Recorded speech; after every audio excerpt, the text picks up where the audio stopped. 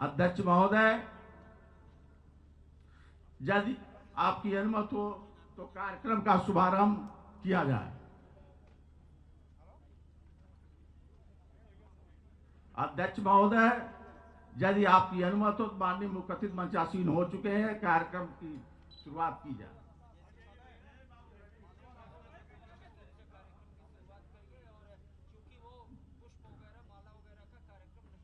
ठीक, थोड़ा बहुत माननीय सदर सांसद श्री रविकिशन जी हम लोगों के बीच पधार चुके हैं। हम उनका स्वागत एवं अभिनंदन करते हैं। बंधुगण, जब माननीय मुख्यमंत्री गोरखपुर के पहली बार सांसद 1998 में हुए थे, यह सौभाग्य कलेक्ट्रेट का है कि तब भी एक अच्छी राशि उन्होंने उपलब्ध कराया जिसके बलबूते पर विकास की आधारशिला रखी गई और हाल बना अधिवक्ताओं का। आज यह दिन शायद बार के इतिहास में स्वर्णिम दिन होगा। कितनी अपूर्ण धनराशि माननीय मुख्यमंत्री द्वारा अधिवक्ताओं को दी जा रही है। माननीय, हम सब आपका अभिनंदन करते हैं, स्वागत करते हैं, कृतज्ञ हैं। नगर विधायक ग्रामीण श्री विपिन सिंह भी पधार चुके हैं, हम उनका भी हार्दिक अभिनंदन और स्वागत करते हैं। बंधुगण, हमारी प्राचीन मान्यता अतिथि देवो भव। माननीय मुख्य अतिथि गोरक्षपीठाधीश्वर भी हैं, प्रदेश के मुखिया भी हैं, जिनके बागडोर के नेतृत्व में गुंडों का सफाया हो रहा है। हम ऐसे मुख्यमंत्री को अपने अध्यक्ष एवं मंत्री से अनुरोध करेंगे स्पीच जंड प्रदान कर उन्हें सम्मानित करें।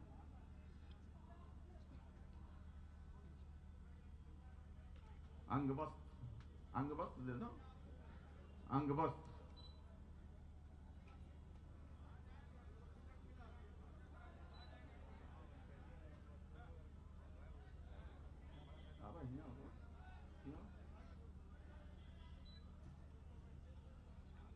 बार एसोसिएशन के कोहिनूर एवं हम लोगों के अध्यक्ष एवं महामंत्री के द्वारा माननीय मुख्य अतिथि को अंग वस्त्र भेंट किया। आप ताली से स्वागत करें।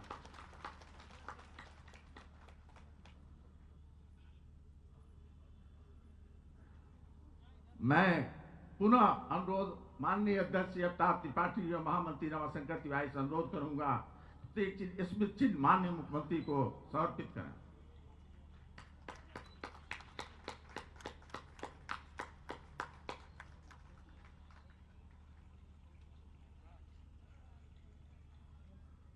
बंधुगण, अंग वस्त्र स्मृति चिन्ह प्रदान किया गया।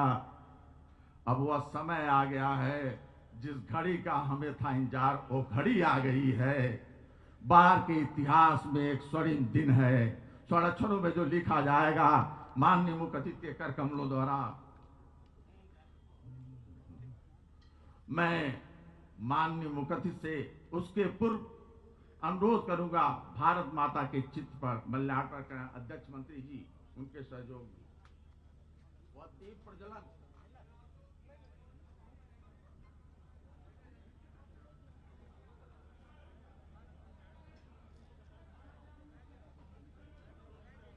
पीछे की गैलरी, आप सबसे अनुरोध है कि सुरक्षा की दृष्टि से पीछे की गैलरी खाली करके आकर के आप आसन ग्रहण कर लें। माननीय मुख्यमंत्री जी द्वारा भारत माता के चित्र पर माल्यार्पण एवं दीप प्रज्वलन का कार्य संपादित हुआ।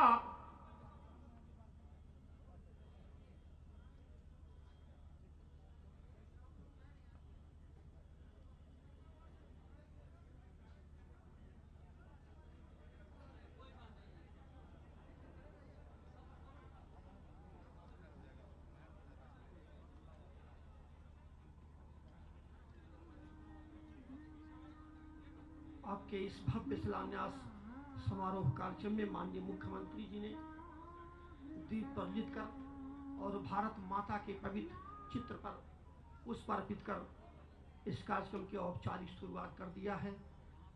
हम आपसे आग्रह करते हैं अपने स्थान पर शांत से बैठे रहें। अब इस कार्यक्रम के दूसरे चरण में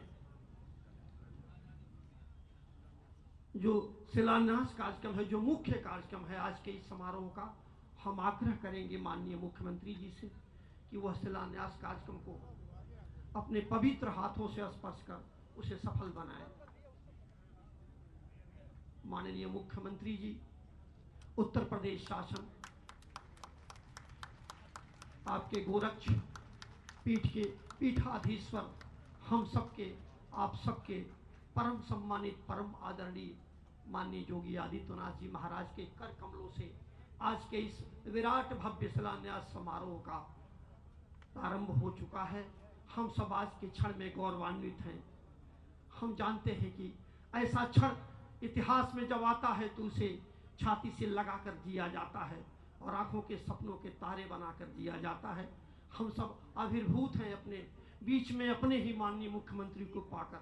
यह गोरखपुर की धरती का सौभाग्य है, आज पूर्वांचल के जर्रे जर्रे का सौभाग्य है कि हमारे गोरखपुर का यह सन्यासी, सुबह होती है तो बाबा विश्वनाथ, शाम होती है तो गोरखनाथ में बैठा हुआ शिवलिंग को रुद्राभिषेक करता हुआ ये महान सन्यासी योगी उत्तर प्रदेश के इतिहास को नहीं, भारत के इतिहास के पवित्र ऊंचाइयों को छूता हुआ, हमें बहुत सारे इसके पवित्र नेतृत्व पर विश्वास है।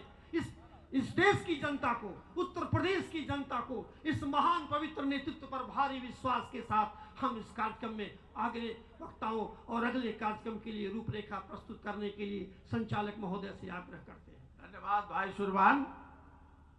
बंधुगण, किसी भी अतिथि का एक स्वागत भी एक औपचारिकता है। यह विलक्षण संयोग है कि यह जब 98 में पहली बार माननीय मुख्यमंत्री जी सांसद गोरखपुर से हुए थे तो उस समय श्री अंबिका सिंह इस बार एसोसिएशन के अध्यक्ष थे। मुझे एक गौरव प्राप्त था, मैं महामंत्री था और भाई अटल जो आज अध्यक्ष हैं, यह संयुक्त मंत्री थे जब माननीय मुख्यमंत्री जी ने बतौर सांसद 10 लाख रुपए दिया था हाल बनवाने के लिए। उस समय जब हमारी लोकसभा भंग हो गई थी, यह दरिया दिल्ली मुख्यमंत्री ने दिखाया था उस समय। आज भी यह संयोग है कि आज जब ताप्ती त्रिपाठी इस एसोसिएशन के अध्यक्ष हैं और तत्कालीन सांसद आज मुख्यमंत्री के रूप में हम सबके बीच में विराजमान है, हम लोगों के गौरव का विषय है। बंधुगण, चूंकि अधिवक्ताओं की श्रृंखला ज्यादा है, कोविड की प्रोटोकॉल को निभाना है, इसलिए मैं उचित समझूंगा कि स्वागत के लिए हमारे अध्यक्ष ही उपयुक्त होंगे। मैं अपने माननीय अध्यक्ष से अनुरोध करूंगा माननीय मुख्य अतिथि का स्वागत अपने चंद शब्दों से करने की।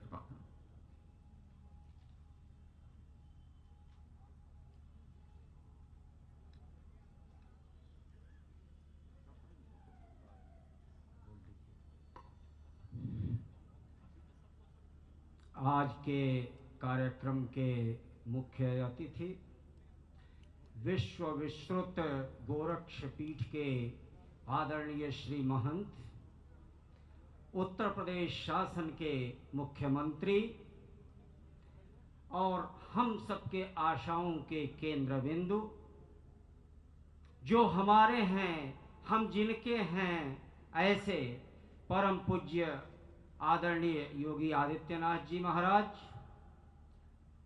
साथ में विराजमान गोरखपुर के सदर के सांसद लोकसभा माननीय श्री रवि किशन शुक्ला जी, मंच पर विराजमान जिनके कार्य क्षेत्र में यह कार्यक्रम है, ऐसे हमारे सर्वसुलभ सर्वप्रिय नगर विधायक डॉक्टर राधा मोहन दास अग्रवाल जी, मंच पर उपस्थित हमारे गोरखपुर ग्रामीण के सम्मानित विधायक आदरणीय श्री विपिन सिंह जी,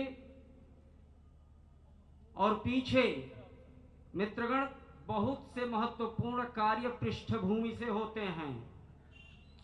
पृष्ठभूमि में विराजमान गोरखपुर के सम्मानित मुखिया जिलाधिकारी श्रीमान के विजेंद्र पांडियन जी और उनकी टीम, जिनके प्रति मैं बहुत ही कृतज्ञ हूं, जिन्होंने इस कार्य को बड़ा शीघ्रता पूर्वक कराने के दिशा में एक अच्छी पहल की, एवं सभी यहाँ उपस्थित सम्मानित अधिवक्ता बंधुगण, उपस्थित जनसमूह, प्रेस और मीडिया के पधारे हुए सम्मानित बंधुगण,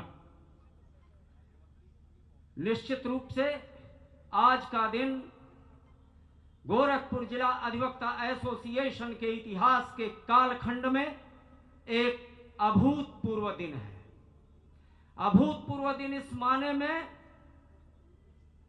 कि निश्चित रूप से हमारे सभी जनप्रतिनिधियों ने समय समय पर एसोसिएशन की मांग के अनुसार अपनी क्षमता और जो कुछ भी गाइडलाइन है उसके तहत सहयोग करने का कार्य किया है। मित्रगण, जब हमने मांगा है, निश्चित रूप से ऐसे अवसर संभवतः बहुत कम आए हैं कि हमको निराश होना पड़ा होगा, लेकिन आज में और अन्य शिलान्यासों में एक बड़ा विराट अंतर है। मैं खुले मंच से कहना चाहता हूं कि परम पूज्य माननीय योगी आदित्यनाथ जी महाराज जो हमारे मुख्यमंत्री हैं, उन्होंने बुला करके फरवरी का माह था और हमसे कहा कि त्रिपाठी जी आप डीएम साहब से मिल करके वो भिजवाइए एस्टीमेट, मैं चैम्बर्स के लिए जो है धन देता हूं। इस तरह से बुला करके और कह करके उन्होंने धन देने का जो कार्य किया है, यह निश्चित रूप से हमारे इतिहास के लिए एक गौरवशाली क्षण है। हम अपने कार्यक्रम में अपने इस माननीय मुख्यमंत्री का हृदय से स्वागत करते हैं, अभिनंदन करते हैं, वंदन करते हैं। मित्रगण, एक बात मैं और कहना चाहूंगा। मैं अपने आदरणीय जनप्रतिनिधियों और आपके बीच में बाधा बन के ज्यादा देर तक नहीं रहना चाहता, लेकिन यह हमारी पारंपरिक दायित्व है जिसका मैं निर्वाह संचालक महोदय के आदेश पर कर रहा हूं। मित्रगण, उत्तर प्रदेश की दशा और दिशा पर जरा सा 1 मिनट निरपेक्ष भाव से विचार कर लें। मैं विस्तार में नहीं जाऊंगा।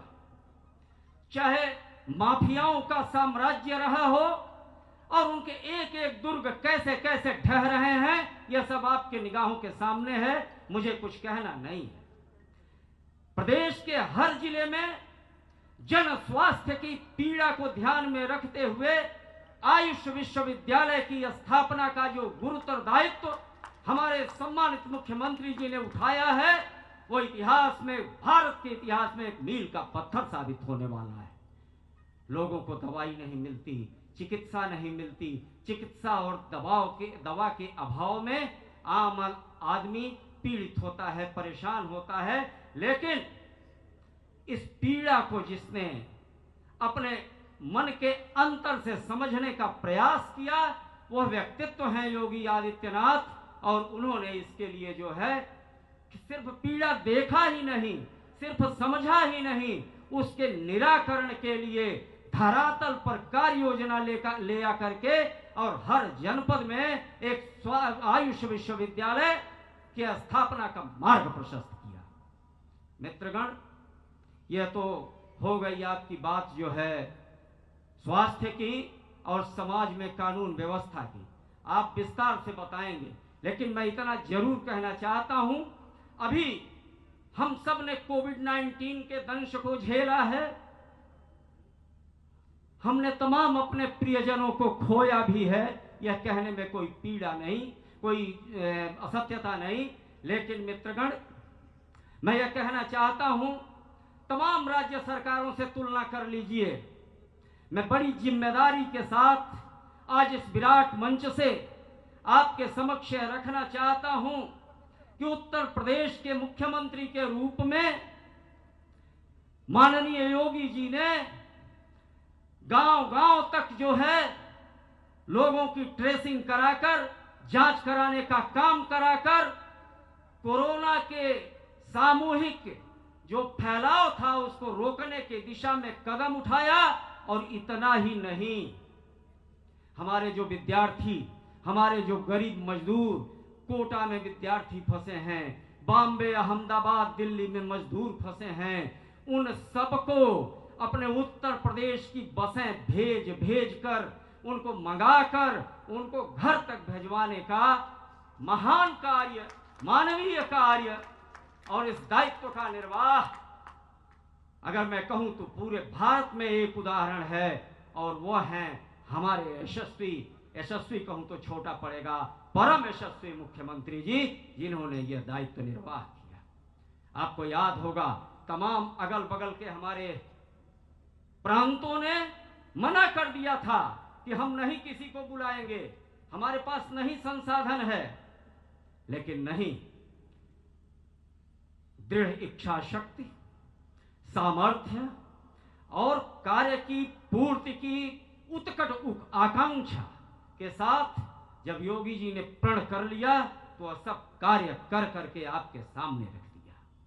और इतना ही नहीं, घर बुलाने के बाद उनके घर में चूल्हे जलने की चिंता भी किया, उनको राशन भी फ्री में दिया गया, गैस चूल्हे भी फ्री में दिए गए। मित्रगण, एक बात मैं और कहना चाहता हूं, भारत का इतिहास जिस बिंदु को लेकर आज 428-30 सालों से निरंतर युद्धरत था, जो भारत का मान बिंदु था, जो भारतीय मनीषा का उद्भट केंद्र था, हमारे परम आराध्य मर्यादा पुरुषोत्तम प्रभु श्री राम की जन्मभूमि, और उस मामले का शिलान्यास शांतिपूर्वक बिना किसी विवाद के करा करके माननीय योगी जी ने यह सिद्ध कर दिया कि अगर आप प्रतिज्ञा करते हो, अगर आप एक लक्ष्य लेकर चलते हो तो उसे पूरा करने से कोई भी आसुरी शक्ति रोक नहीं सकती है। मित्रगण, मैं ज्यादा समय शायद ले रहा हूं, लेकिन मैं अपने को रोक रहा हूं। हृदय के भाव तो बहुत कुछ कहने को हैं, क्योंकि आज काफी दिन के बाद पूज्यवर मिले हुए हैं, लेकिन मैं अपने को रोक रहा हूं, समय की मर्यादा है। फिर भी भाव मानते नहीं, जो यही नहीं कि यही वो मजदूरों को बुला दिया, अरे जो हमारा बुंदेलखंड बूंद बूंद पानी को तरस रहा था, पीने के लिए 2-2, 3-3 किलोमीटर कर हमारी बहनें और बेटियां जाकर के गगरों में भर के पानी लाती थी बाल्टियों में। हर घर नल जल योजना को ले आकर के प्यासे बुंदेलखंड को संतृप्त करके ये बता दिया कि सबका साथ, सबका विकास, सबका उत्थान और सबके लिए काम, यही हमारी सरकार का निष्पक्ष भाव से लक्ष्य है। इसी नाते तो मन यह कहने से रुक नहीं पाता, आपका गोरखपुर कार्य क्षेत्र रहा है, गोरखपुर की माटी पूरे प्रदेश के माथे पर चंदन है। हे मुख्य अतिथि, इस प्रांगण में आप कोटि कोटि अभिनंदन है, तो सहस्र कोटि अभिनंदन है। मित्रगण, अगर भावों में बहकर मैंने कुछ ज्यादा समय ले लिया हो तो आशा करता हूं आप सब और हमारा यह समृद्ध मंच भी हमें क्षमा करेगा। बहुत बहुत धन्यवाद, बहुत बहुत आभार। मित्रगण, एक चीज और है, हमारा एक मांग पत्र है और बताएं आपको, उसी से मांगने की भी इच्छा होती है जो देने के लिए प्रस्तुत रहता है। मित्रगण, हमारे आदरणीय डॉक्टर साहब बैठे हुए हैं। पिछले रिजीम में हमारे मुख्तार खाने का एक एस्टीमेट गया हुआ था। हमारे एसोसिएशन के हमारे तत्कालीन जो पदाधिकारी सम्मानित थे, उन्होंने काफी प्रयास किया, उनके प्रयास पर कहीं कोई प्रश्न चिन्ह नहीं। हमारे डॉक्टर साहब ने भी उसके लिए प्रयास में कमी नहीं रखी, लेकिन जब वहां बैठा हुआ देने वाला न हो तो नहीं मिलेगा। कहा ना, राजा भोज का एक कोषाधिकारी, उसका नाम था नंदन, तो एक को पुरस्कार दिया तो गया वापस कर दिया, 2 बार वापस कर दिया, तो वो आकर के कहा महाराज पुरस्कार नहीं दे रहे हैं। कहा क्यों नहीं दे रहे हैं? कहा साहब उसके पास मत भेजिए। कहा क्यों? कहा आदि नकार अंतो नकार नंदन, अब मध्य दकार हंतो नकार, बीच में द भी है तो उस पर न चढ़ा हुआ है, नहीं मिला। तो वो स्थितियां हुई। लेकिन आज की तारीख में मैं कहना चाहता हूं, और बड़ी जिम्मेदारी और गौरव के साथ कहना चाहता हूं, विनम्रता के साथ कहना चाहता हूं कि मांगने की हिम्मत क्यों कर रहा हूं, क्योंकि हमारे यशस्वी मुख्यमंत्री जी ने बुला करके ये 9,08,48,000 की विपुल धनराशि इस एसोसिएशन के लिए जारी करने का काम किया है। और काम ही नहीं किया मित्रगण, कल तमाम स्थलों के शिलान्यास और लोकार्पण के कार्यक्रम यहीं से होने हैं आपके बगल में गोरखपुर क्लब से, लेकिन यह मान्यवर का आपसे लगाव है, आपके एसोसिएशन से लगाव है, एसोसिएशन के प्रति प्रेम है या अपनत्व है कि उन्होंने यहां आकर के शिलान्यास कार्यक्रम को करने का इरादा तय किया। यह उनका हम सब के प्रति स्नेह। मित्रगण, अब मैं मांग पत्र पढ़ रहा हूं। सेवा में माननीय मुख्यमंत्री महोदय उत्तर प्रदेश शासन, मान्यवर, आप एवं आपकी सरकार सबका साथ सबका विकास के मूल मंत्र के साथ समाज के प्रत्येक वर्ग के उत्थान हेतु सतत प्रयत्नशील है।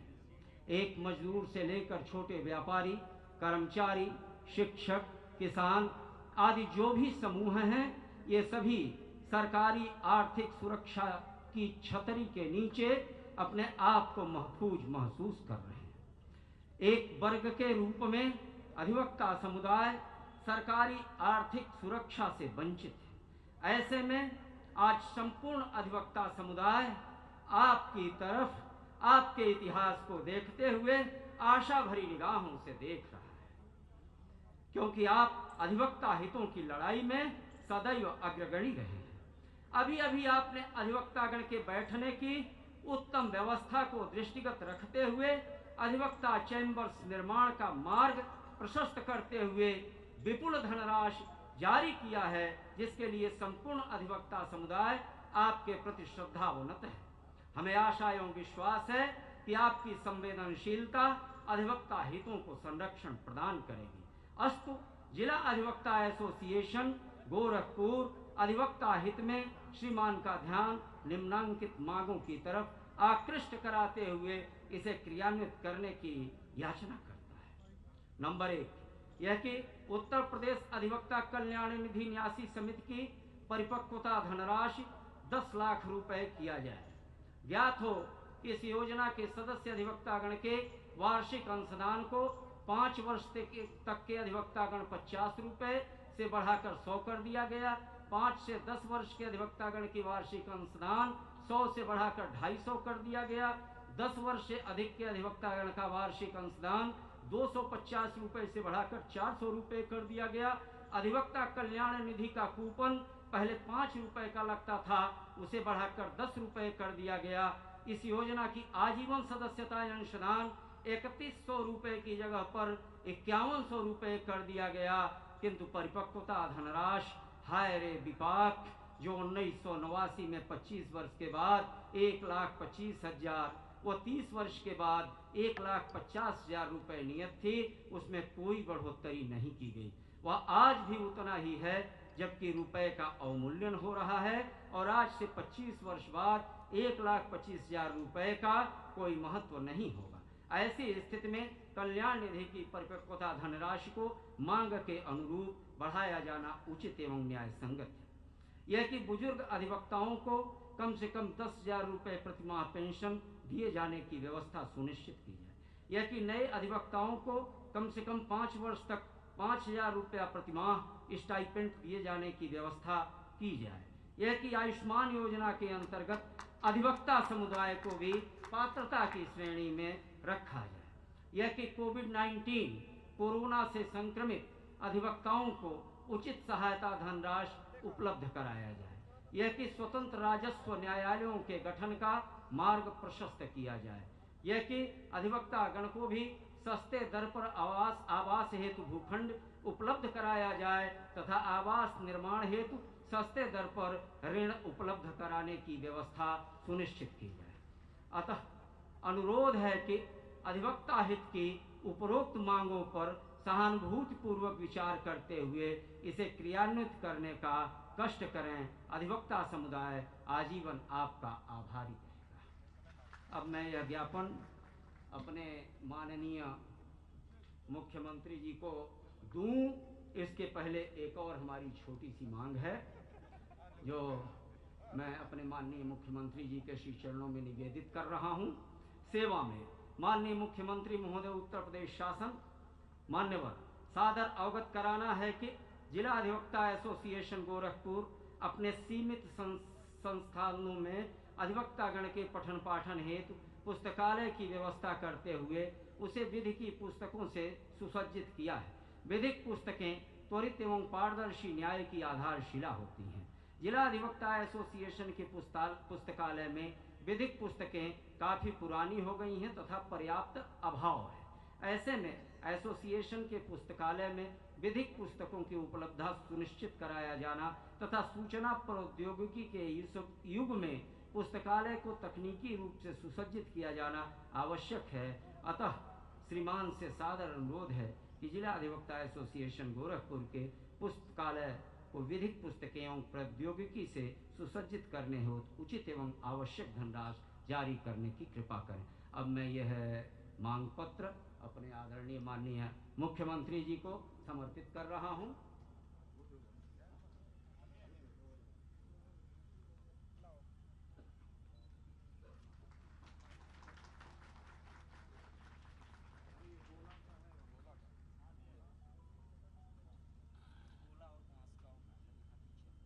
गोला एवं सहजनवा का भी मांग पत्र माननीय मुख्यमंत्री जी को दिया जा रहा है।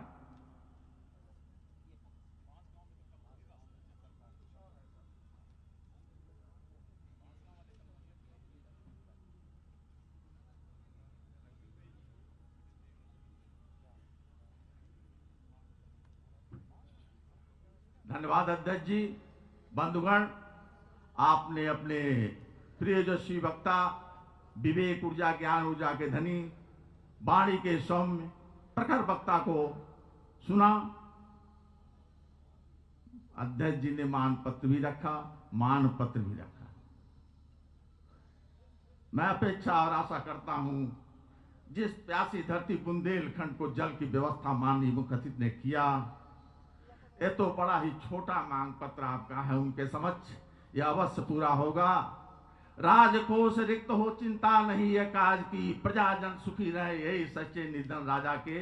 मैं आशा करता हूं हम लोगों की मांगे मानी जाएंगी। बंधुगण, कार्यक्रम बहुत ही थोड़ा ही समय का है, लेकिन यदि हमारे इस संसदीय क्षेत्र के माननीय संसद सदस्य जिनका प्रथम आगमन इस कलेक्ट्रेट में हुआ है, उनकी वाणी को न सुना जाए तो कार्यक्रम अधूरा रह जाएगा। मैं निवेदन करूंगा माननीय सांसद गोरखपुर संसदीय क्षेत्र श्री रविकिशन सिंह शुक्ल जी से आवे और प्रथम आगमन पर हमारे अधिवक्ता समुदाय को कुछ ऐसा करें जिससे वो आह्लादित हो। नमः पार्वती पते हारा हारा महादेव। और एगो बगल में बैठल बाड़ा। इतना अद्भुत लगा था कहे कि कलेक्ट्रेट बहुत मदद कैले समार। आज हम परम पूज्य परम यशस्वी मुख्यमंत्री योगी आदित्यनाथ महाराज जी के आसन पे अपन खड़ाऊ रख के जो सेवा करत है, उनमें कलेक्ट्रेट का बहुत बड़ा हाथ बा। हमके ना मालूम पड़ल कि महाराज जी हमके एजा काहे लिए ना और का सोच के लिए ना। पूरे देश में हमके चुनना, हम बंबई में रहे, अब तो गोरखपुरिया हो गए। तो ये सोचा इनकर दूरदृष्टि कि हमके बंबई से खोजना और लिए ही ना। और जब हम कलेक्ट्रेट में हाथ जोड़त घूमत रहे घामे में 48 डिग्री में, तो कुल आंख जो हमारे अगल बगल खड़ा बा, कुल आंख में बहुत आशीर्वाद रहे कि लड़का के जिताई चाहिए। ये लड़का के एगो मौका दे के चाहे कहे कि खांटी लड़का बाई। और परम पूज्य महाराज जी एगो सांसद के रूप में जौन गोरखपुर के दूरदृष्टि कर दशा और दिशा बदले में हम अभी बैठे बैठे सोचत रहे कि कितना लड़ाई लड़े ये सपा और बसपा की सरकार में, कितना जूझना पड़ा, कितना आंदोलन करना पड़ा, तब जाके आज ये गोरखपुर आज हिंदुस्तान के पटल पर दिखाई दे रहा है। कितना सपना संजोए थे महाराज जी कि मेरा उत्तर प्रदेश ऐसा होगा, शुरुआत मेरे घर से होगी, मेरा गोरखपुर ऐसा होगा। गोरखपुर में एक जो इसको ईस्टर्न शिकागो कहा जाता था, एक वक्त गैंग वॉर्स के नाम से जाना जाता था, बाहुबली कांप जाते थे। लोग कहते थे बंबई से शूटिंग में जब हम यार 2004 में की गोली मार दिए हो तो यही बात हो, वो भय, उस भय का नाश करना और विकास को उठाना, यशस्वी प्रधानमंत्री नरेंद्र मोदी जी के पथ पर इस देश को ले जाना, इस उत्तर प्रदेश को ले जाना, यह बल चाहिए। एक निस्वार्थ त्यागी कर सकता है जिसको कुछ नहीं चाहिए, ना उनके गाड़ी चाहिए, ना 4 ठो फॉर्च्यूनर चाहिए, ना बंगला चाहिए, ना फार्म हाउस चाहिए, ना बाल बच्चा के कोनो रेकमेंड करे के बाद। क्या चाहिए इन लोगों को? कुछ नहीं चाहिए मोदी जी और योगी जी को। यह सोचना बहुत जरूरी है। तब इस देश का विकास होगा, तब भारत एक सुपर पावर बनेगा। भारत ऐसे नहीं बनेगा। जब आप तिरंगे को प्रेम करोगे तब भारत बनेगा, मां धरती को प्रेम करोगे तब भारत बनेगा, अपनी संस्कृति को प्रेम करोगे, अपने हिंदुत्व को प्रेम करोगे। हम लोगों ने नहीं किया प्रेम अपने हिंदुत्व को, तब मुगल घुसे, नहीं किया प्रेम तब अंग्रेज घुसे, नहीं माने हम लोग अपने आप को, अपनी एकता को। मुट्ठी भर कलकत्ता में अंग्रेज घुसे थे, पत्थर पत्थर मार के हम लोग भगा सकते थे, 2000 रहना, लेकिन घुस गए क्योंकि हम सब अलग थे, विचार अलग थे। ना ही हो उनकर हो तो हम काहे में पड़ी, ना ही हो हमार तो बढ़िया बा, हमार मकान हम बचौले है, हमार जमीन तो हम बचौले है। नहीं, इस देश को अब एकता चाहिए, इस देश को मोदी जी चाहिए, योगी जी चाहिए, तब मेरा देश ये बनेगा। ये कलेक्ट्रेट का भवन बन रहा है, हम बहुत बम हैं, बहुत प्रसन्न हैं। ये एक छोटी सी चीज है। आज हम डीएम साहब के साथ सवेरे खड़े थे, हम बोले सुना हो तो भी बोलना बोला। हम बोले जब हम निकला, चुनाव आई, अब 21 के कपारे चुनाव चढ़ल बा, तो गिनवाए में हमनी लोगन के पसीना छूट जाई। कितना काम गिनवाएंगे। हमारे माननीय विधायक जी लोग का जीवन ऐसे ही बम बम कर दिए हैं। ये लोग खाली काम याद कर लें, माननीय विधायक जी लोग खाली काम इन लोगों को गिनवाना है। ये काम से लेके वो काम, सीवर लाइन से लेके सड़क का जाल, फिल्म सिटी से लेके रामगढ़ झील का तार, फर्टिलाइजर से लेके चीनी कारखाना से लेके एम्स।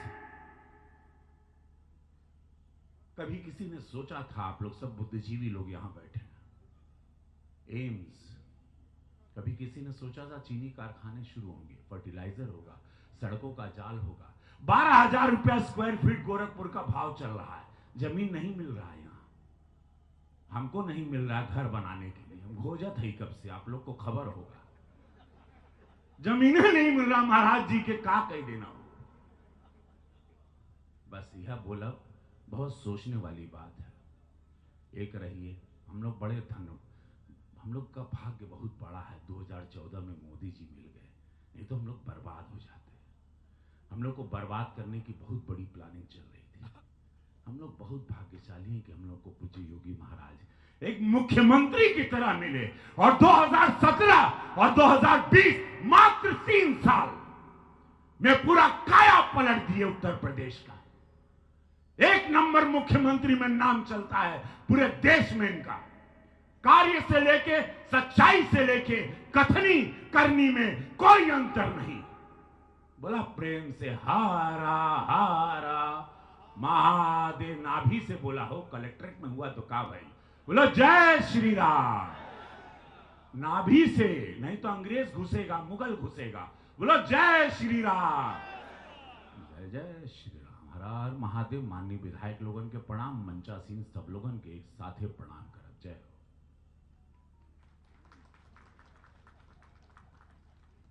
बहुत बहुत धन्यवाद माननीय सदर सांसद जी।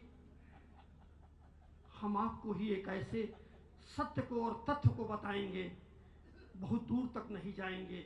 हमने इतिहास और पुराण की पन्नों को पलट पलट के खोजा तो मिला कि जब भी इतिहास बदलना होता है, जब भी जमाने को बदलना होता है, तब उस देश का भाग्य विधाता, उस देश का भाग्य नियंता किसको पैदा करता है? जब अनीति और अत्याचार के नाभि कुंड में अमृत को सोखने की जरूरत थी तो तपस्वी राम को भेजा। जब महाभारत के कुरुक्षेत्र के मैदान में अधर्मी और धर्म के बीच युद्ध चल रहा था, अधर्मियों का विनाश करना था, तो योगी अर्जुन को भेजा। कुरुक्षेत्र के मैदान में उस महाकाल ने कहा था, हे कुंती नंदन तू जोगी हो जा, क्योंकि वह जानता था कि केवल अधर्म का नाश योगी ही कर सकता है। और जब भारत के मुक्ति का संग्राम चल रहा था तो महात्मा को भेजा, और इस विधाता ने भारत के तब कहा था कि यह महात्मा इस देश की आजादी की लड़ाई का नेतृत्व करेगा। और उसी कड़ी में जब उत्तर प्रदेश की धरती पर विवशता, असहाय, अत्याचार, अनीति का साम्राज्य फैल चुका था, तब उत्तर प्रदेश की भाग्य विधाता ने नियति के द्वारा इस आपके गोरखपुर के जोगी को भेजा। हम सब इस परम लोकप्रिय यशस्वी मुख्यमंत्री आदित्यनाथ को अपने बीच में पाकर बहुत ही गौरवान्वित और सम्मानित महसूस कर रहे हैं। हम चाहते हैं कि समय बहुत कम है, इसलिए इस कड़ी में अब एक बार आप हम सभी सम्मानित साथियों से आग्रह करते हैं कि आप एक बार जोरदार नारा अपने परम सम्मानित माननीय मुख्यमंत्री के लिए लगाएं, और उसके बाद हम आपके सामने अपने माननीय मुख्यमंत्री को प्रस्तुत करने के लिए आग्रह करेंगे, निवेदन करेंगे। आप जोर से हमारा साथ देंगे। परम पूज्य जोगी आदित्यनाथ जी महाराज, आज परम पूज्य जोगी आदित्यनाथ जी महाराज, परम पूज्य जोगी आदित्यनाथ जी महाराज। अब हम अपने इस भव्य समारोह के मुख्य अतिथि परम सम्मानित माननीय, हम और किसी को क्षमा मांग के साथ ही आपसे याचना करते हैं कि समय बहुत ही कम है, बड़ा ही व्यस्त कार्यक्रम है, इसीलिए हम सबसे क्षमा मांगते हुए अब इस कार्यक्रम के मुख्य अतिथि परम सम्मानित माननीय मुख्यमंत्री जी से आग्रह करते हैं, निवेदन करते हैं, प्रार्थना करते हैं कि आएं, अपने आशीर्वचन से हमें संबोधित करें।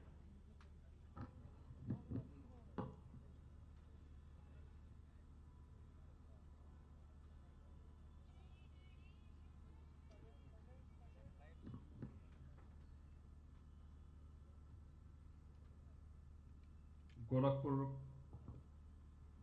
कलेक्ट्रेट परिसर और सदर तहसील के अधिवक्ता चैम्बर्स के भूमि पूजन कार्यक्रम के इस समारोह में उपस्थित गोरखपुर के लोकप्रिय सांसद श्री रवि किशन शुक्ला जी, हमारे विधायकगण गोरखपुर नगर से डॉक्टर राधा मोहन दास अग्रवाल जी, गोरखपुर ग्रामीण से श्री विपिन सिंह जी, जिला अधिवक्ता एसोसिएशन के अध्यक्ष श्री अमिताभ त्रिपाठी अटल जी, महामंत्री श्री रमाशंकर राम त्रिपाठी जी,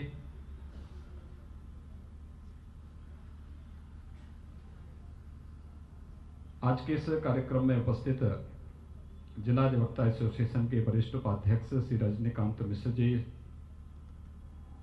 संजय जी, सुरेंद्र सिंह जी, अरविंद त्रिपाठी जी, धर्मेंद्र कुमार सिंह जी, अमरीश कुमार राय जी, ब्रजेश पांडे जी, श्रीमती अनुराधा तिवारी जी, आज के इस कार्यक्रम में उपस्थित भारतीय जनता पार्टी के क्षेत्रीय अध्यक्ष doctor Dharmendra Singh ji,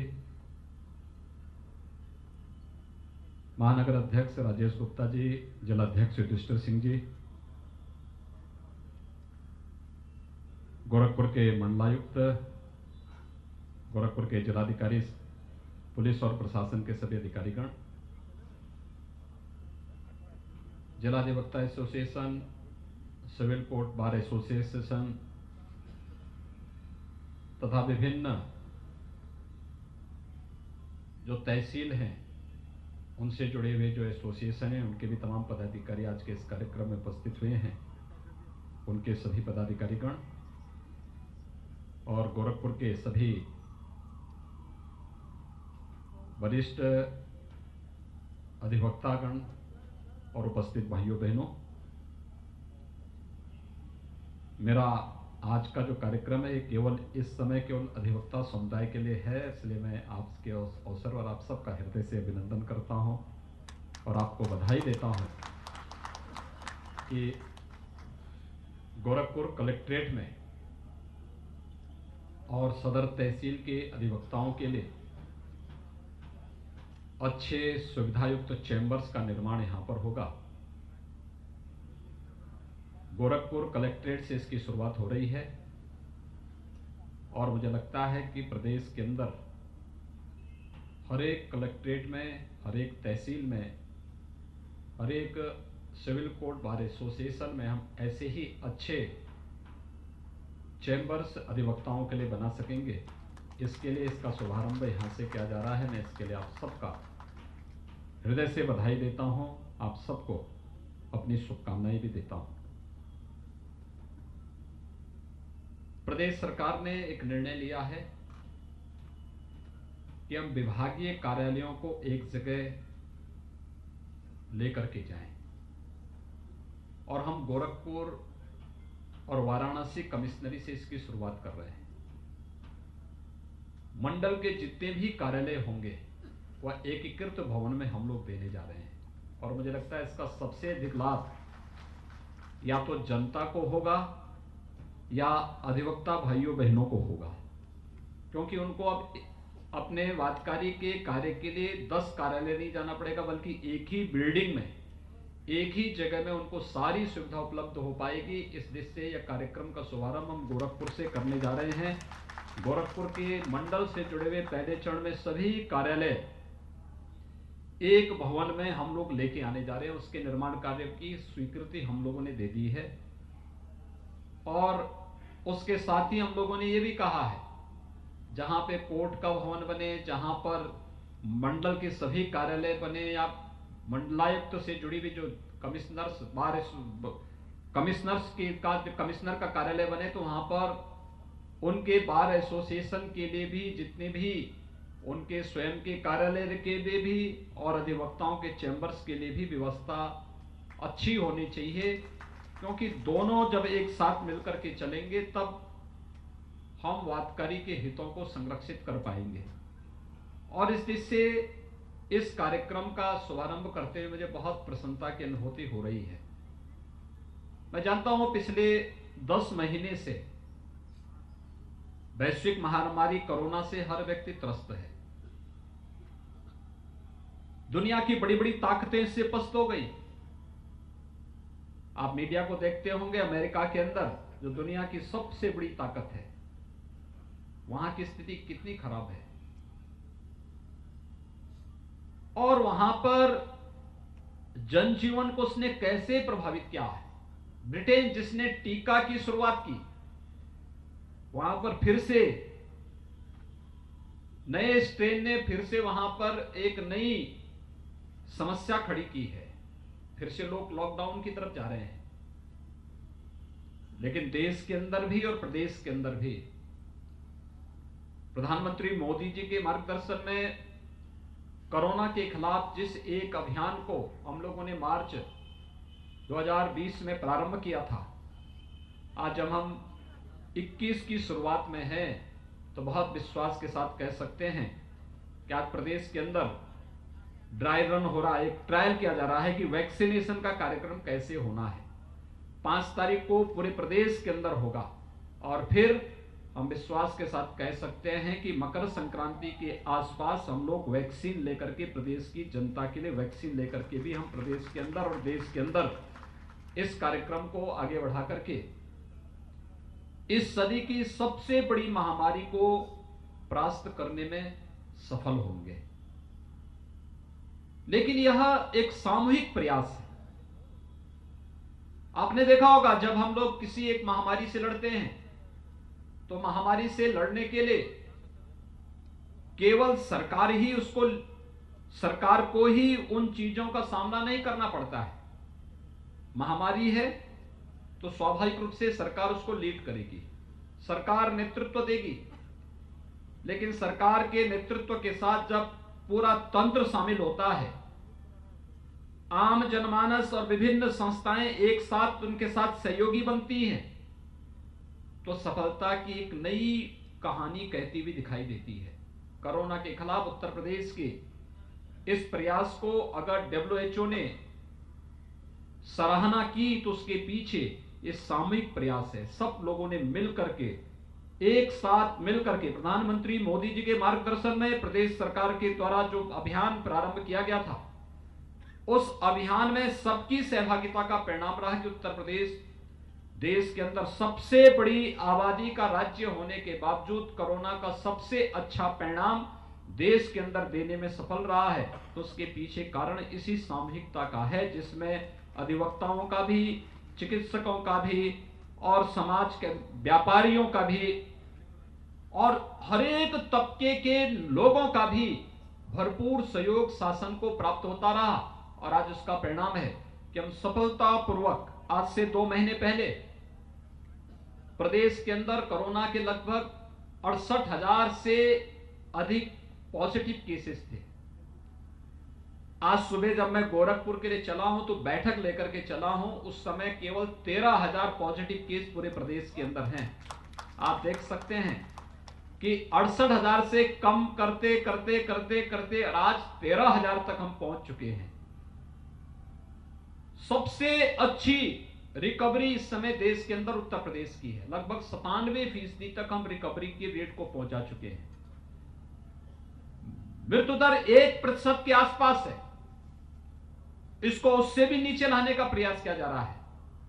health infrastructure में जो भी, भगवान करे हॉस्पिटल न जाना पड़े किसी को, लेकिन जो भी हॉस्पिटल में गया और कोविड हॉस्पिटल में जो सुविधा उसे प्राप्त हुई, उसने इसकी सराहना की कि प्रदेश के बारे में कहा जाता था कि हेल्थ इंफ्रास्ट्रक्चर कमजोर है, लेकिन उत्तर प्रदेश ने जिस प्रकार की सुविधा, फ्री में सारी सुविधा जिस प्रकार की दी है, यह मुझे लगता है कि हर एक व्यक्ति ने उसकी सराहना की। और पब्लिक फीडबैक के आधार पर उत्तर प्रदेश जैसे राज्य के लिए एक चुनौती थी। चुनौती इस रूप में भी थी कि 40 लाख प्रवासी कामगार और श्रमिक उत्तर प्रदेश में आए। प्रदेश के अंदर हमारे हजारों प्रतियोगी छात्र और बच्चे अलग अलग कस्बों में, नगरों में प्रतियोगी परीक्षाओं की तैयारी कर रहे थे। उन्हें सुरक्षित लॉकडाउन के दौरान उनके घरों तक पहुंचाना और प्रवासी कामगार और श्रमिकों को भी सुरक्षित उनके घरों तक पहुंचाने का जो कार्यक्रम करना था, इस सभी कार्यक्रम कुशलतापूर्वक संपन्न करने के बाद अब कोरोना के खिलाफ जो लड़ाई हमारी चल रही है, हमें प्रवासी कामगार और श्रमिकों को रोजगार भी उपलब्ध कराना है। हमने प्रदेश के विकास की गति को थमने भी नहीं दी है, लेकिन साथ साथ कोरोना पर प्रभावी नियंत्रण करने में भी जो सफलता प्राप्त की है, जो समाज के हर एक तबके का योगदान इसके साथ जुड़ा है, मैं इसके लिए अधिवक्ता समुदाय का भी, व्यापारी समुदाय का भी, चिकित्सक और पैरामेडिक्स का भी और समाज के उन विभिन्न स्वयंसेवी संगठनों का भी जिन्होंने बढ़ चढ़ करके इसमें भाग लिया, सहयोग किया, उन सब का हृदय से अभिनंदन करता हूं। और आज जो प्रदेश के अंदर ड्राई रन प्रारंभ हुआ है, 6 जनपदों में भी हम लोगों ने प्रारंभ किया है। 5 तारीख को हम प्रदेश के हर एक जनपद में शुरू करेंगे, एक ट्रायल होगा और जैसे ही वैक्सीन की पहली खेप पहुंचेगी, इसके बाद आप देखना पूरे प्रदेश के अंदर अलग अलग कैटेगरी जो तय की गई उसके अनुसार हम वैक्सीन देना प्रारंभ करेंगे और कोरोना को, इस सदी की सबसे बड़ी महामारी को हम पूरी तरह प्रभावी रूप से नियंत्रण करने में हमें सफलता प्राप्त होगी। आज का जो कार्यक्रम है ये कहने के लिए अधिवक्ताओं के चेंबर का है, लेकिन वास्तव में ये समाज के सबसे पीड़ित व्यक्ति को न्याय दिलाने के एक महत्वपूर्ण आधार का शुभारंभ भी है। मुझे बहुत अच्छा लगा जब अमिताभ जी यहां पर कह रहे थे कि हमारी लाइब्रेरी को डिजिटलीकरण होना चाहिए। यानी तकनीक का उपयोग क्या हो सकता है। आपने देखा होगा अगर तकनीक को हम लोगों ने नहीं अपनाया होता हमारी वर्चुअल कोर्ट चल पाती नहीं चल पाती। हम मानते हैं अधिवक्ता समुदाय को इससे परेशानी हुई, लेकिन एक जरूरत के हिसाब से एक सामान्य नागरिक को न्याय मिल सके, इसका एक ट्रायल भी कोरोना के दौरान हुआ है। अगर हमारे पास तकनीक नहीं होती तो क्या हम लोग किसानों के लिए, मजदूरों के लिए, महिलाओं के लिए या समाज के अलग अलग तबके के लोगों के लिए सहायता राशि भेज पाते? याद करिए 86 लाख से अधिक वृद्धजन, विधवा महिलाएं और दिव्यांग जन प्रदेश में हैं। इन सभी 86 लाख से अधिक इन सभी लोगों को पेंशन की राशि और उसमें भी एडवांस राशि उनके खाते में डीबीटी के माध्यम से हम लोग भेजते थे। एक जगह क्लिक किया, पैसा उनके खाते में पहुंच गया। बाद में हम लोगों ने देखा कि ये लोग बैंकों में जाके लाइन लगाना पड़ रहा है, तो हम लोगों ने प्रदेश के हर ग्राम पंचायत में एक एक बैंकिंग कॉरेस्पॉन्डेंट सखी की भी नियुक्ति कर दी कि इनका पैसा निकालने और पैसा जमा करने की जिम्मेदारी अब एक एक गांव के व्यक्ति को या परिवार को नहीं पड़ेगी, बल्कि ये बैंकिंग कॉरेस्पॉन्डेंट सखी ही जाएगी और बैंक में जाकर के पैसा निकालने या पैसा जमा करने का कार्य करेगी, जिससे भीड़ भाड़ कम हो सके और हम सोशल डिस्टेंसिंग के नियमों का पालन कर सकें। यानी तकनीक 2,35,00,000 किसानों के खाते में प्रधानमंत्री किसान सम्मान निधि का पैसा कोरोना कालखंड में हर दूसरे तीसरे माह भेजने की कार्रवाई हो, या प्रदेश के अंदर जनधन अकाउंटधारी महिलाओं के खाते में धनराशि उपलब्ध कराने के अतिरिक्त राशि सहयोग के रूप में उपलब्ध कराने की कार्रवाई हो। ये सभी कार्य इसलिए हुए क्योंकि तकनीक से जोड़ने का एक कार्य हुआ था। उनके अकाउंट खोले गए और उस अकाउंट में धनराशि हम बैंक के माध्यम से दे सके, इसके लिए कार्य प्रारंभ किया गया। उसका परिणाम हर एक व्यक्ति को राहत भी हुई और साथ साथ सरकार को यह कहने का अवसर किसी तंत्र को यह नहीं पड़ा कि हमारे पास मैन पावर नहीं, हम ये नहीं कर पाएंगे। और मुझे लगता है कि ये डिजिटल लाइब्रेरी का जो एक कॉन्सेप्ट है ये बहुत अभिनंदनीय है और इसमें आप लोग अपना तैयार करिए। राज्य सरकार इसमें पूरा सहयोग करेगी, जिससे हर एक अधिवक्ता उस क्षेत्र में क्या कुछ हो रहा है उस ज्ञान से अपने को अपडेट तो कर ही सके, लेकिन साथ साथ इस डिजिटल लाइब्रेरी का लाभ हमारे नए अधिवक्ताओं को और अच्छे ढंग से प्राप्त हो सकता है, जो इस क्षेत्र में घुस करके अपने उज्जवल भविष्य को आगे बढ़ाना चाहते हैं। ये अधिवक्ता चेंबर वास्तव में हम देखते थे, जो पीड़ित व्यक्ति आता था या आता है, हम हर व्यक्ति जानते हैं कि कोई अधिवक्ता के पास तब आता है जब वह हर जगह से थक हार जाता है और पूरे विश्वास के साथ आपके एक सादे कागज में हस्ताक्षर करता है। हस्ताक्षर करके फिर वह आपके भरोसे छोड़ करके इस लड़ाई पे इस विश्वास के साथ बैठता है कि अब मुझे न्याय जरूर मिलेगा। कितना विश्वास उसका होता है। लेकिन कभी कभी बहुत बार होता है ना कि अगर कोई व्यक्ति ये देखेगा कि वो घर से बड़े विश्वास के साथ चला है कि मैं जा रहा हूं कचहरी में, वहां पे मुझे वकील साहब मिलेंगे, वकील साहब के यहां मैं जाऊंगा, वकील साहब का मतलब उसके मन में एक ऐसा वो है कि वकील साहब का मतलब ये है कि बहुत अच्छा चेंबर होगा, वहां पे उनके साथ बातचीत होगी, उनके साथ फिर हम चर्चा आगे बढ़ा पाएंगे। लेकिन जब वो चेंबर में आकर के देखता है कि टूटा हुआ खपड़े के नीचे वकील साहब बैठ रहे हैं, बरसात में चू रहा है, गर्मियों में पसीने से तर हो रखे हैं, और उन स्थितियों में उसके मन में एक चित्र ये भी आता है कि क्या ये वकील साहब मुझे न्याय दे पाएंगे। एक संदेह, उसके मन में जो संदेह होता है, मैं इसलिए बोल रहा हूं कि रवि किशन जी कह रहे थे कि मैं क्या कर सकता हूं, मैंने कहा इस पे फिल्म बना दीजिए।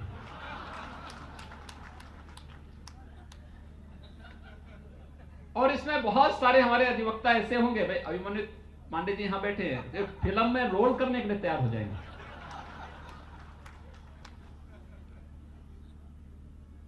वह पीड़ा, भाई एक वादकारी घर से चला और एक विश्वास के साथ चला है कि मुझे न्याय कहां मिलेगा।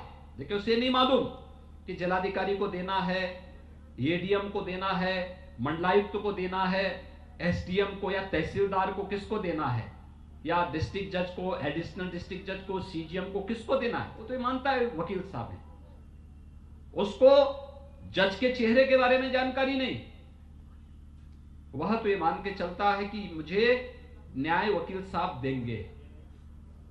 लेकिन फर्स्ट इंप्रेशन कहां खराब होता है, जब वह चेंबर देखता है, टूटा हुआ चेंबर देखता है, उसके मन में विश्वास होता है, क्या शंका खड़ी खड़ी होती है, क्या मुझे न्याय मिल पाएगा।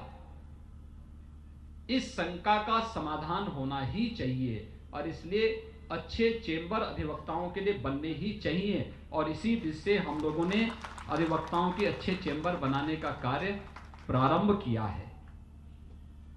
ये अच्छे चेंबर इसी क्रम में बनाने की कार्रवाई होनी चाहिए और मुझे लगता है कि प्रदेश सरकार ने इस दिशा में एक प्रयास प्रारंभ किया। हम लोगों ने प्रदेश के अंदर, सरकार इस बात को लेकर चिंतित है, न्यायालयों में जो वाद लंबित पड़े हुए हैं, वर्षों से पड़े हुए हैं, 60 70 वर्षों से पड़े हुए हैं। 20 से 25 वर्ष में हमारी एक पीढ़ी बदल जाती है। आप अनुमान करिए 60-70 वर्षों से वाद लंबित होंगे, क्या स्थिति होंगी उस परिवार पर। और वाद दाखिल करने वाला व्यक्ति इस धरती पे है कि नहीं है। ऐसा तो नहीं कि फिर से वह जन्म ले रहा होगा कि भाई मेरा जब जब ये वाद निस्तारित होगा इसके लिए फिर से उसको जन्म लेना पड़े। इस दृष्टि से भी जो एक वादों की संख्या है, इसका समाधान कैसे हो, सरकार भी चिंतित है, न्यायपालिका भी चिंतित है, हर एक पक्ष इससे चिंतित है और इसके लिए नए नए तरीके अपनाए जा रहे हैं। और उसी पर सरकार ने, उत्तर प्रदेश ने इस दृष्टि से न्यायालयों से जुड़े हुए जो मामले थे, इसके लिए कोर्ट का गठन करना हो, जजेज के आवासीय और अनावासीय भवन के लिए भी जहां व्यापक पैमाने पर धनराशि उपलब्ध करवाई जा रही है, वहीं साथ ही साथ जो मैंने आपको बताया कि अब मंडलीय स्तर के सभी कार्यालय एक भवन में रहने चाहिए, जिससे एक सामान्य नागरिक को भी सहूलियत हो और साथ साथ उसकी समस्या का समाधान का जो सबसे बड़ा आधार है अधिवक्ता, वह आसानी से एक ही भवन में एक अपने वादकारी की समस्याओं के समाधान करने के लिए वहां पर भी उसकी पहल कर सके, पैरवी कर सके, कोई जानकारी लेनी हो वो भी जानकारी ले सके। और इसकी शुरुआत हम लोगों ने गोरखपुर में मंडलायुक्त कार्यालय और मंडलायुक्त कार्यालय में मंडल से जुड़े हुए सभी कार्यालयों को एक एकीकृत कार्यालय के रूप में यहां पर स्थापित करने की कार्रवाई प्रारंभ की है। और मुझे लगता है ये कार्य प्रारंभ होने के साथ उत्तर प्रदेश के अंदर एक नए युग की शुरुआत इस दिशा में प्रारंभ होने जा रही है। हम जिलाधिकारी के कार्यालयों को भी इसी के साथ लेने जा रहे हैं। जिलाधिकारी का कार्यालय, जिले के जुड़े हुए सभी अधिकारियों के कार्यालय एक जगह होने चाहिए। और नहीं तो होता है जिलाधिकारी अपने कार्यालय में है और अन्य अधिकारी मर्जी आई तो बैठेंगे, नहीं मर्जी आई तो स्वाभाविक रूप से घूमते हैं। कोई कार्यालय में है, कोई कहीं है, कोई कहीं है, कोई भरोसा नहीं। इसलिए एक एकीकृत भवन में सभी जगह एक कार्यालय में एक भवन के साथ हम बड़े बड़े मंजिल भवन बनाएंगे, 5 मंजिला 10 मंजिला भवन बनाएंगे, सुविधाएं देंगे, चैम्बर देंगे, ऑडिटोरियम देंगे, कॉन्फ्रेंस रूम देंगे, डिजिटल लाइब्रेरी देंगे, वहां पे कैफेटेरिया देंगे, कैंटीन देंगे, हर प्रकार की सुविधाएं वहां पर उपलब्ध करवाएंगे। और ये हर प्रकार की सुविधाएं, कोई गांव से आया है उसको भी सस्ते में भोजन वहां उपलब्ध हो सके। गांव के व्यक्ति को कलेक्ट्रेट में भोजन 5 रुपए 10 रुपए में अगर मिल जाए क्यों वह व्यक्ति फिर इधर उधर भटकेगा? अच्छी कैंटीन हो, साफ सुथरी कैंटीन हो, इसकी सुविधा मिले, ये सारी सुविधाओं का एक केंद्र बिंदु कलेक्ट्रेट हो या कमिश्नरी हो, ये बने और वह व्यक्ति इन भवनों को एक आदर्श व्यवस्था के रूप में मान करके चल सके, इसकी शुरुआत राज्य सरकार करने जा रही है। और गोरखपुर में अधिवक्ताओं के चैंबर्स के निर्माण की प्रक्रिया उसी कड़ी का एक हिस्सा है और इसके लिए मैं गोरखपुर के सभी अधिवक्ता बंधुओं को हृदय से बधाई देता हूं, अपनी शुभकामनाएं देता हूं। भाइयों बहनों, कार्य करने की इच्छा शक्ति होनी चाहिए। गोरखपुर के चाहे वह सिविल कोर्ट बार एसोसिएशन हो, जिला अधिवक्ता एसोसिएशन हो या फिर द कमिश्नर्स बार एसोसिएशन हो, ये जितने भी हमारे एसोसिएशन बार से जुड़े हुए हैं, मेरा इनके साथ संवाद आज से नहीं पिछले 25 वर्षों से है, बार के रूप में और एक जनप्रतिनिधि के रूप में, और साथ साथ एक गोरखपीठ के एक योगी के नाते भी एक भावनात्मक संवाद मेरा सभी अधिवक्ता बंधुओं से लगातार बना रहा है। वे लोग हर सम विषम परिस्थिति में हम लोगों के साथ खड़े रहते रहे हैं।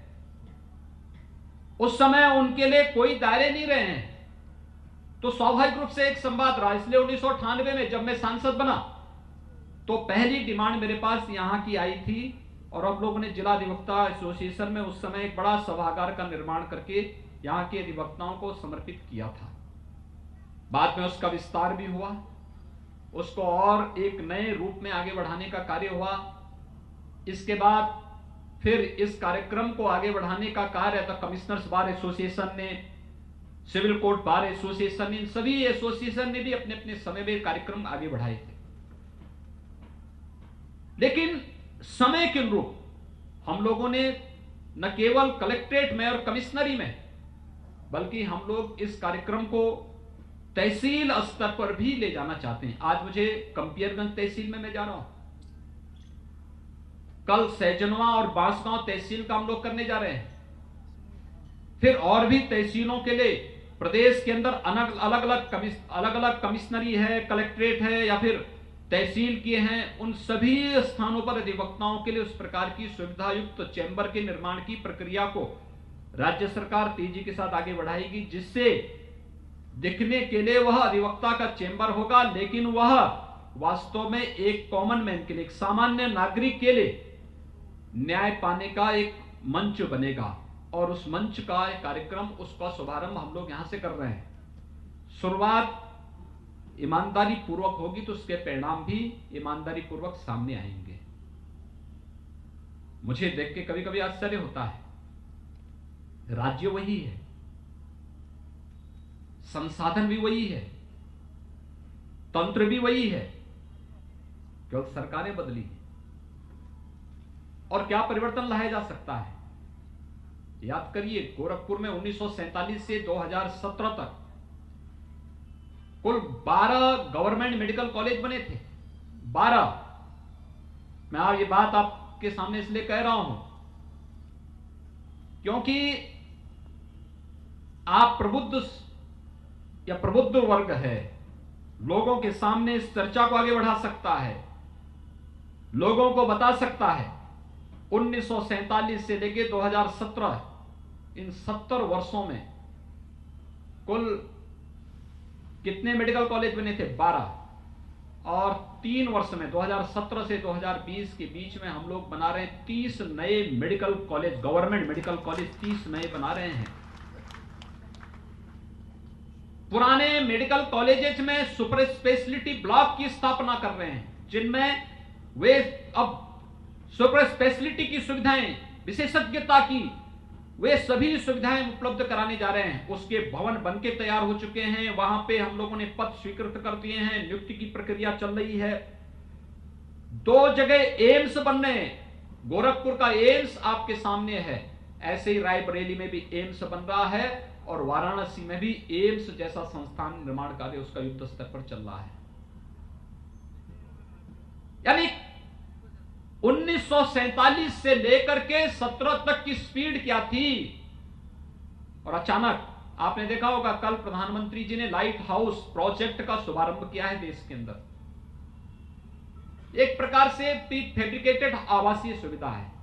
आवास के अलग अलग पार्ट को अलग अलग ला करके एक साथ आप जोड़ दो, बड़े आवास बन सकते हैं, समय पे आवास खड़े हो सकते हैं। लेकिन 2016 में उत्तर प्रदेश कहां था? प्रधानमंत्री आवास योजना में उत्तर प्रदेश का स्थान 26वां था। नोट करिए, 26वां स्थान था उत्तर प्रदेश का। और कल प्रधानमंत्री जी ने देश का सर्वश्रेष्ठ सम्मान आवास योजना में प्रथम स्थान उत्तर प्रदेश को दिया है।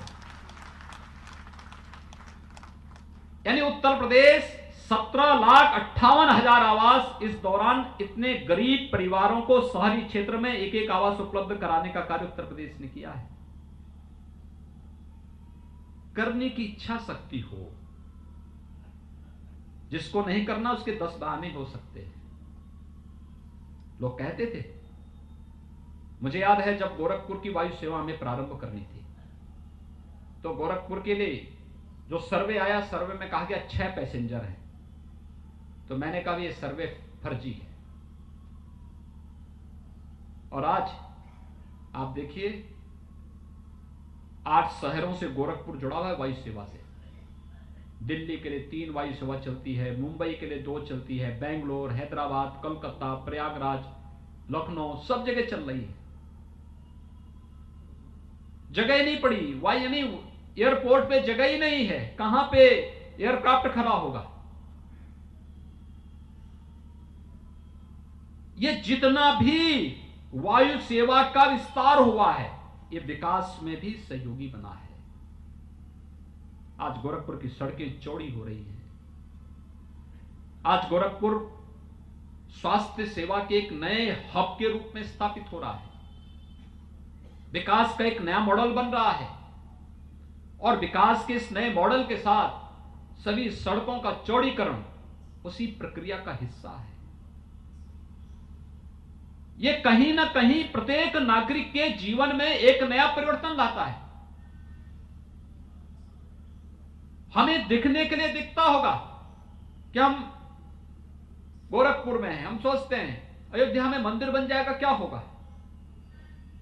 मंदिर बनेगा, आस्था का तो सम्मान होगा ही होगा, लाखों लोगों की आजीविका और रोजगार भी उसके साथ जुड़ती हुई दिखाई देगी। वहां होटल भी खुलेंगे, वहां धर्मशालाएं भी खुलेंगी, वहां पे ट्रांसपोर्टेशन में भी नए नए सुधार होंगे, वहां पे विकास की नई नई संभावनाएं आगे बढ़ेंगी, लोगों को एक नए अवसर प्राप्त होंगे। ये सभी अवसर जीवन के प्रत्येक क्षेत्र में प्रदान करने की जो कार्रवाई हो रही है, इसी कार्रवाई का हिस्सा है ये विकास। आज पूर्वांचल एक्सप्रेसवे इसी तरह पर आगे बढ़ाया जा रहा है। गोरखपुर लिंक इसी से आगे बढ़ाए गोरखपुर तक जोड़ा जा रहा है। विकास आज की आवश्यकता है और विकास के साथ हर एक व्यक्ति जब जुड़ता हुआ दिखाई देगा, हम में से हर व्यक्ति कहीं ना कहीं उसका पार्ट है। कोई प्रत्यक्ष होगा, कोई अप्रत्यक्ष होगा, और जब सभी लोग मिलकर के इस कार्यक्रम को आगे बढ़ाएंगे तो स्वाभाविक रूप से हर एक चेहरे पर खुशहाली लाने में सफलता प्राप्त होगी। और मुझे प्रसन्नता है कि हमारा अधिवक्ता समुदाय सम विषम परिस्थितियों में इस कार्यक्रम को सफलतापूर्वक आगे बढ़ाने में पूरी मजबूती के साथ लगा हुआ है। मुझे ये बताते हुए प्रसन्नता है कि प्रदेश के अंदर प्रदेश सरकार ने जो अधिवक्ता सामाजिक सुरक्षा निधि योजना के अंतर्गत 1474 अधिवक्ताओं को कल्याण निधि से अब तक उसका भुगतान करने की कार्रवाई तो सफलतापूर्वक आगे बढ़ाया ही है, लेकिन साथ साथ हम लोगों ने 2017 में जब विधानसभा का चुनाव हुआ था, उस समय हम लोगों ने लोक कल्याण संकल्प पत्र में एक बात कही थी, और वह कही थी कि अगर अधिवक्ता की मृत्यु पर उनके परिजनों को मिलने वाली सहायता राशि की हेतु आयु की सीमा 70 वर्ष किए जाने और उस सहायता के तहत जो राशि हम लोगों ने दी 471 ऐसे अधिवक्ता के परिवारजनों को 23 करोड़ 11 लाख रुपए का अब तक भुगतान हम लोग कर चुके हैं।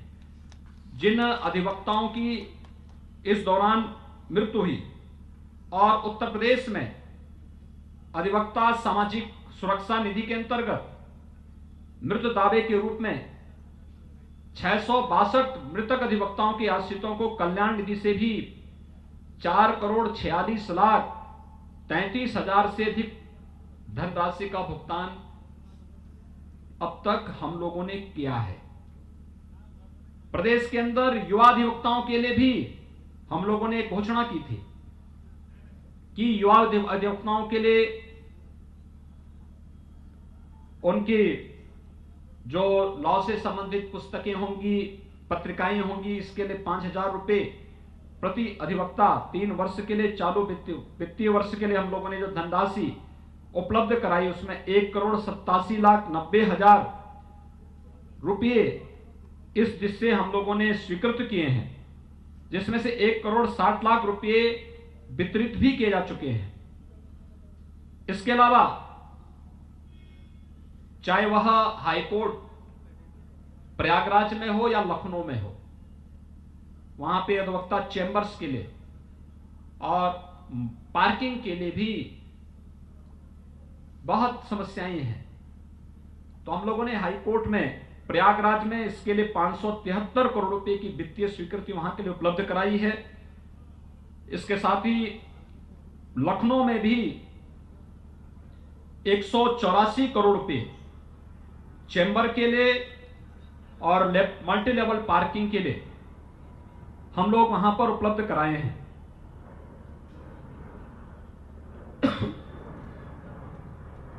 आज जो कार्यक्रम हम लोग यहां पर कर रहे हैं, गोरखपुर में सदर है, कैंटियरगंज है, बांसगांव, सैजनवा, गोरखपुर में अधिवक्ता चेंबर और अधिवक्ता हॉल के निर्माण के लिए ये 15,21,00,000 रुपए की ये वित्तीय सहायता यहां पर राज्य सरकार के द्वारा उपलब्ध कराई गई है। यानी गोरखपुर के साथ साथ जो हमारे तहसील के बार हैं वहां पर भी ये सुविधा हम लोगों ने प्रदेश के अंदर उपलब्ध करवाने का कार्य किया है। और मुझे प्रसन्नता होगी कि हम लोग तकनीक के साथ जुड़ने और उस प्रक्रिया के साथ अपने आप को जोड़ने के लिए आगे बढ़ सकेंगे। तो आने वाले समय में मुझे लगता है कि न्याय और भी सरल और सुलभ बनाने में मदद मिलेगी। मैं गोरखपुर अधिवक्ता एसोसिएशन को आज के इस कार्यक्रम के लिए हृदय से धन्यवाद देता हूं।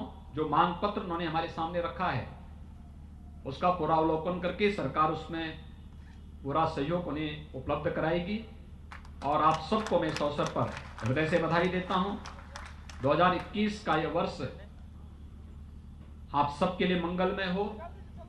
आप अपने वादकारी के हितों के लिए और एक सामान्य नागरिक को न्याय दिलाने के लिए इसी प्रतिबद्धता के साथ कार्य कर सकेंगे। इस विश्वास के साथ मैं आप सबके प्रति आज के इस अवसर पर आप सबको हृदय से बधाई देते हुए अपनी शुभकामनाएं देता हूं। बहुत बहुत धन्यवाद। जय हिंद।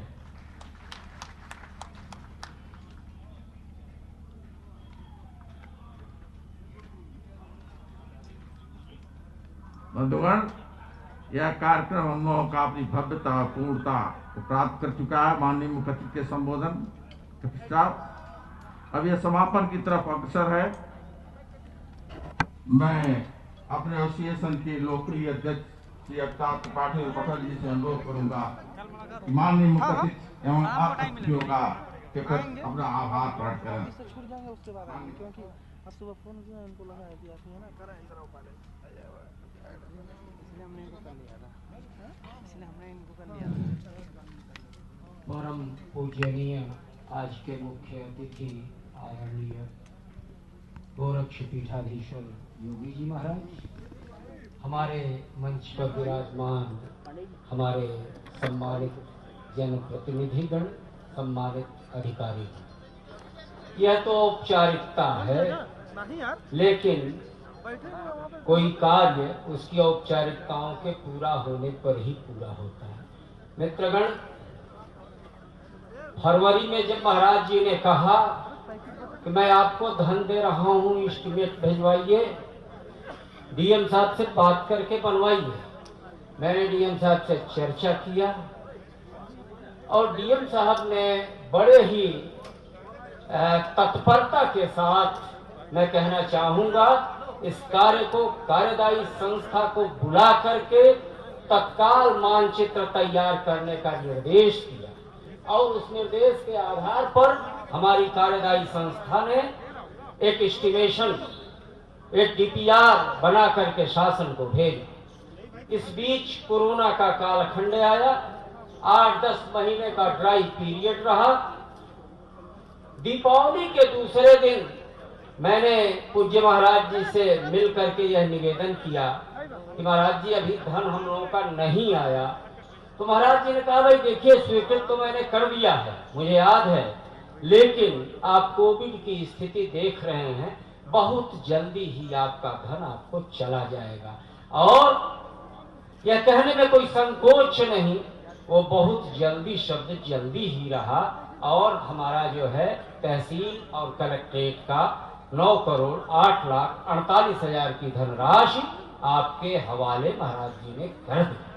मित्रगण, मैं और इतना ही नहीं, जैसा कि मैंने कहा ना कि अभी वो यहाँ कल गोरखपुर क्लब से तमाम परियोजनाएं का शिलान्यास और लोकार्पण करेंगे, इसको भी कर सकते थे, लेकिन नहीं, आपके प्रति जो उनका लगाव है वो निश्चित रूप से श्लाघ्य है, सराहनीय है, वंदनीय है। अपने तमाम व्यस्तताओं में से अमूल्य क्षण निकाल करके वो हमारे बीच में आए।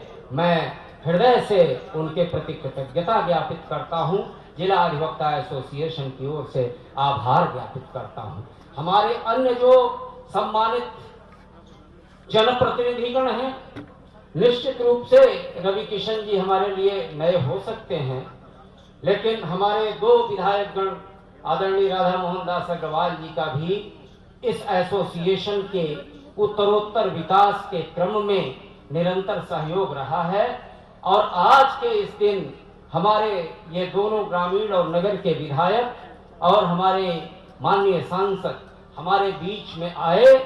कोरोना के बाद एक दूसरे को मुखातिब होने का यह सुअवसर मिला। मैं आप सबके प्रति भी हृदय से कृतज्ञता और आभार ज्ञापित करता हूँ। मित्रगण, मैं ज्यादा समय नहीं लूंगा, बस एक बात मैं कहना चाहता हूँ। हमारे तमाम वरिष्ठ अधिवक्तागण जो कोरोना के प्रोटोकॉल के कारण श्रीमन को पुष्पगुच्छ आदि से स्वागत नहीं कर सके, मैं यह कहना चाहता हूँ कि उनकी भावाभिव्यक्ति मान्यवर के Subscribe to our channel by clicking the subscribe button. Click the bell button and enjoy the latest uploads from our channel.